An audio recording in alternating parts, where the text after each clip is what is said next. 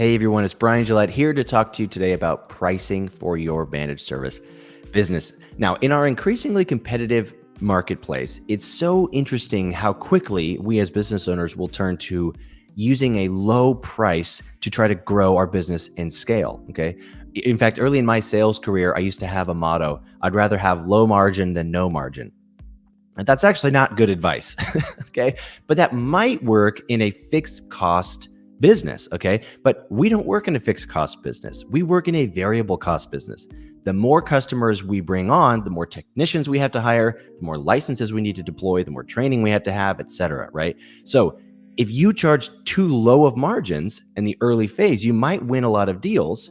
Okay. But what's going to happen is you will end up choking your cash flow. You'll get to a threshold where all of your technicians are at max utilization, but you don't have enough cash coming in to take that next ladder step in the expenditure to hire the new technician, to hire the new salesperson, to improve your PSA, whatever the case may be. Okay.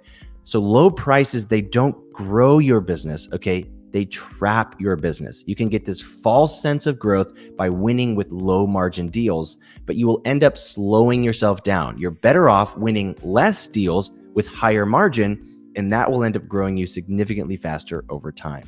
Okay. And people often say to me when I'm coaching them and talking about charging more for their services, they say, Brian, don't I have to have the best price to win a deal? What if I'm up against 2 or 3 other MSPs?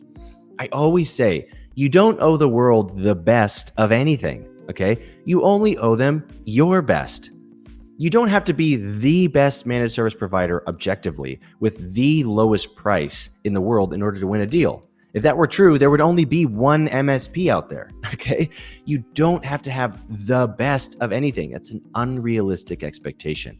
All you need to do is identify a problem that your prospect has, communicate clearly how your service offering can solve that problem, and do so in a way that makes them feel comfortable moving forward. Okay. That's all you have to do, which finally leads us to: how do I separate myself from my competition in an increasingly competitive market where a lot of my competitors are price gouging? They are trapping their business, but I want to win these deals I'm up against.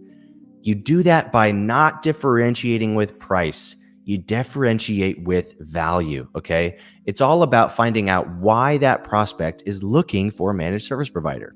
If somebody is getting 2, 3, 4 bids for MSPs, they obviously have a pain. They have a problem that they need fixing. Don't come in here and just sell them the lowest price to try to beat out your competition. Find out exactly what they need, and then you're going to build a specific and clean narrative between their pain and the specific part of your service offering that solves that problem, okay? That's how you're going to win those deals, with charging what you need to charge, okay? I hope this has been helpful. I've got an article below where I talk about my 4 powerful tips for negotiating your price. And as always, happy selling.